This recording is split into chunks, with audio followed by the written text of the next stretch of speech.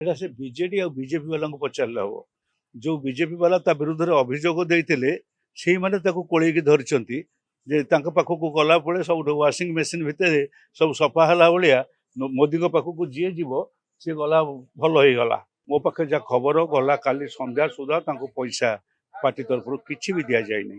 ତା ସତ୍ତ୍ୱେ ସେ ଫାଇଟ୍ କରୁଛନ୍ତି, ଲୋକଙ୍କ ପାଖରେ ପହଞ୍ଚୁଛନ୍ତି ଏବଂ ଲୋକଙ୍କର ତାଙ୍କ ପ୍ରତି ଶ୍ରଦ୍ଧା ରହିଛି ଏକଥା ଦେଖୁଛେ। ଆସେମ୍ବଲି ସେଗମେଣ୍ଟ ମାନଙ୍କରେ ମଧ୍ୟ ସେମାନଙ୍କୁ କାହାକୁ ପଇସା କିଛି ଦିଆଯାଇ ନାହିଁ। ତେଣୁ ସେଇଟା ଗୋଟେ ବଡ଼ ବ୍ୟତିକ୍ରମ ଏଥରକ ଦେଖାଦେଇଛି କଂଗ୍ରେସ ପାର୍ଟିର। ତା ସତ୍ତ୍ୱେ ମୋର ଧାରଣା ଯେ ଏଠି ନିଶ୍ଚିତ ଭାବରେ ଗୋଟେ ଟ୍ରାଙ୍ଗୁଲାର ଲଢ଼େଇ ହେବ। କଂଗ୍ରେସ ଗୋଟେ ଡିସାଇଡିଂ ଫ୍ୟାକ୍ଟର ଏଠି ନିଶ୍ଚୟ ହେବ ଏବଂ ଗୋଟେ ମର୍ଯ୍ୟାଦାଜନକ ଭୋଟ ଏଠି ପାଇବ। ଭୁବନେଶ୍ୱରର ନାଇଁ ବିଜେପି ବିଜେଡି କଂଗ୍ରେସର ଟ୍ରାଙ୍ଗୁଲାର ଫାଇଟ୍ ହେବ ଏବଂ କଂଗ୍ରେସ ଏକ ନିର୍ଣ୍ଣାୟକ ଭୂମିକାରେ ନିଶ୍ଚୟ ରହିବ। ଏଇଟା ସେ ବିଜେଡି ଆଉ ବିଜେପି ବାଲାଙ୍କୁ ପଚାରିଲେ ହବ। ଯୋଉ ବିଜେପି ବାଲା ତା ବିରୁଦ୍ଧରେ ଅଭିଯୋଗ ଦେଇଥିଲେ ସେଇମାନେ ତାକୁ କୋଳେଇକି ଧରିଛନ୍ତି ଯେ ତାଙ୍କ ପାଖକୁ ଗଲା ବେଳେ ସବୁଠୁ ୱାସିଂ ମେସିନ୍ ଭିତରେ ସବୁ ସଫା ହେଲା ଭଳିଆ ମୋଦିଙ୍କ ପାଖକୁ ଯିଏ ଯିବ ସିଏ ଗଲା ଭଲ ହେଇଗଲା।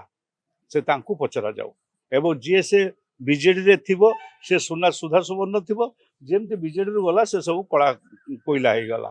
ଏସବୁ ଅଦ୍ଭୁତ କଥା ସେ ବିଜେଡି ବିଜେପି ବାଲାଙ୍କ ପାଖରେ ଦେଖାଯାଉଛି। ତାଙ୍କୁ ପଚାରିଲେ ସେ କହିବେ।